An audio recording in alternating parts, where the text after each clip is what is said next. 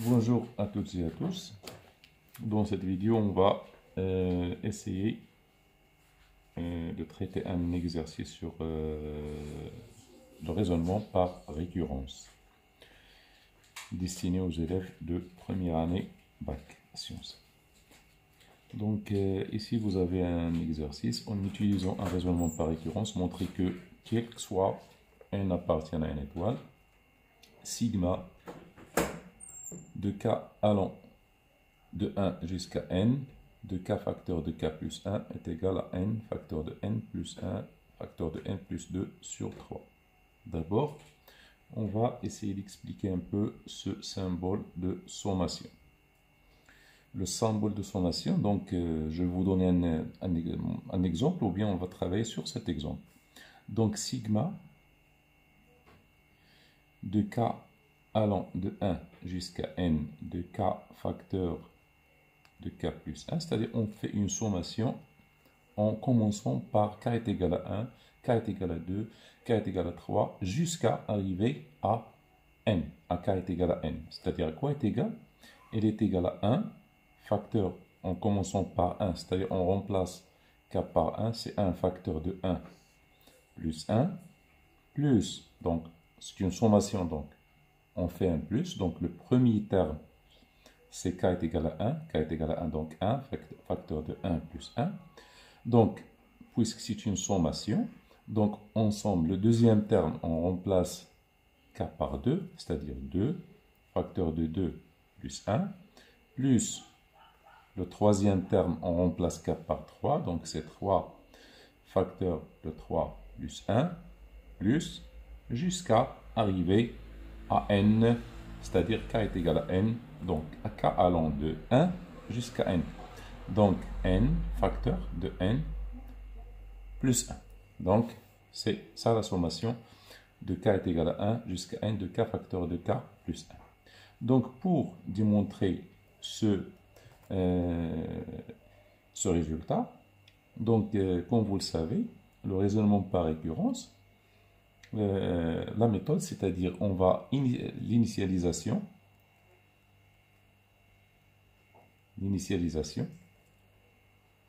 c'est-à-dire on suppose que cette relation est vraie pour le premier terme.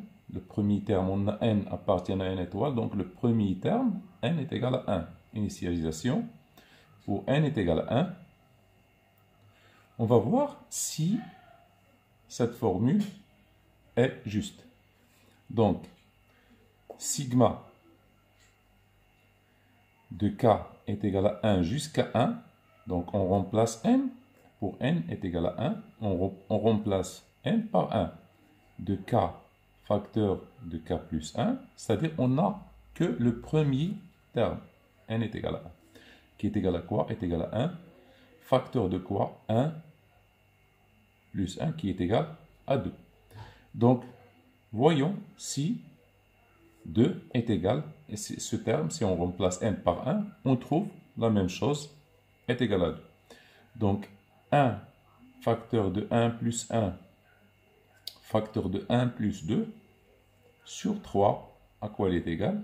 Donc, il est égal à 1, donc il est égal à 2,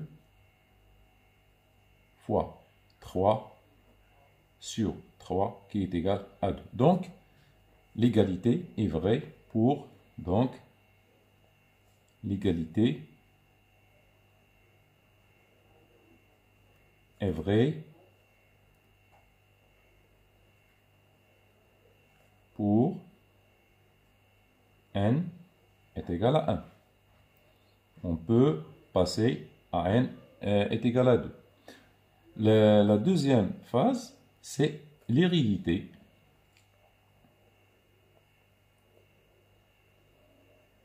L'hérédité, on suppose, donc dans cette démonstration par récurrence, on suppose que l'égalité est vraie pour n et on démontre qu'elle est vraie aussi pour n plus 1. C'est ça l'hérédité. Donc, on suppose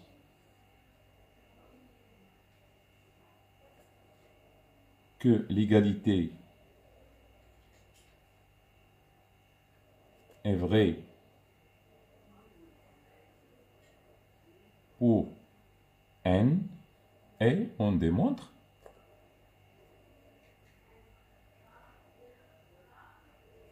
qu'il est vrai aussi pour n plus 1. C'est-à-dire, l'égalité est vraie pour n, c'est-à-dire, on admet que sigma de k est égal à 1 jusqu'à n de k facteur de k plus 1, elle est égale à n, facteur de n plus 1, facteur de n plus 2, sur 3. Donc ça, on l'admet, c'est-à-dire il est vrai pour n, c'est-à-dire on admet ce résultat. Mais on doit démontrer qu'il est aussi vrai pour n plus 1. Et on démontre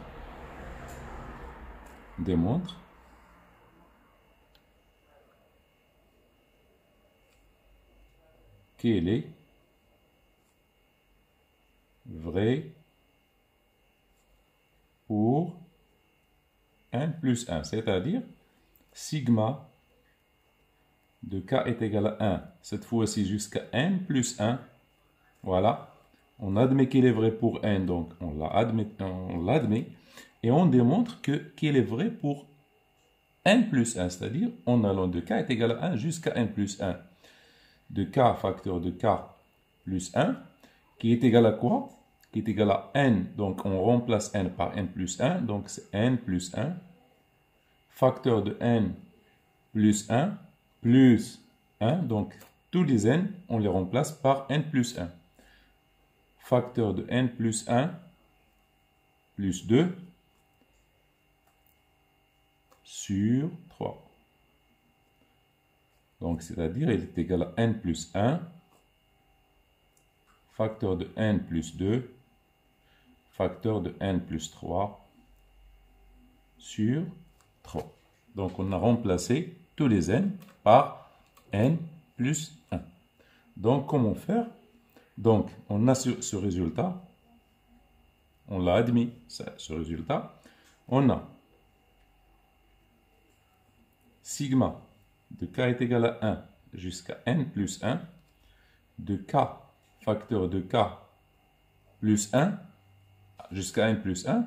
Donc, comme vous voyez ici, je vous ai expliqué ici la sommation. Donc, si on va de k est égal à 1 jusqu'à n plus 1, il faut ajouter ici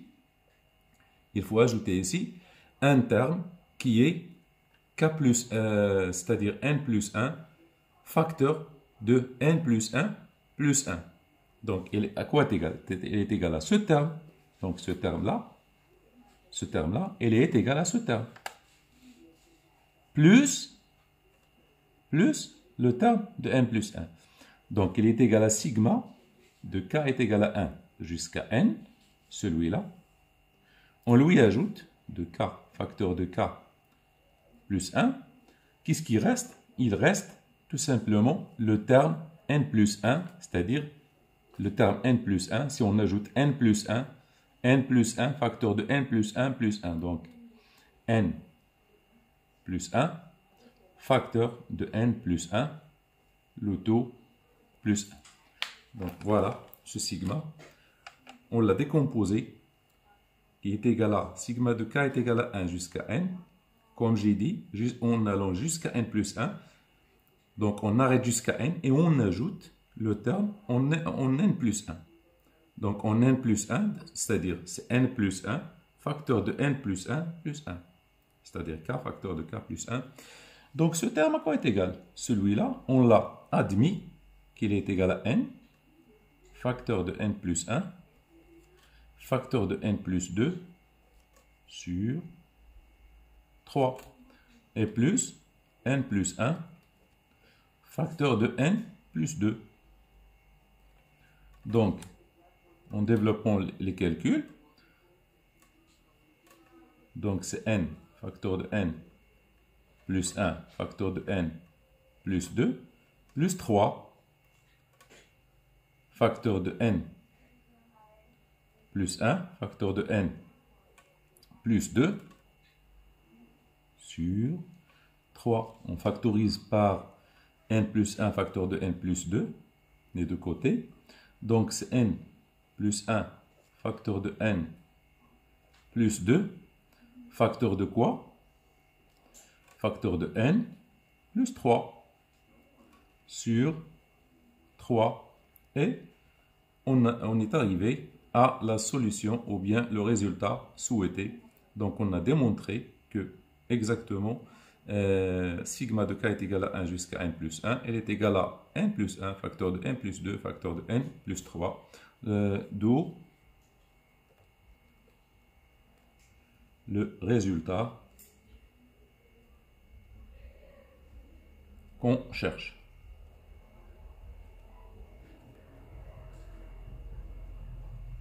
Merci.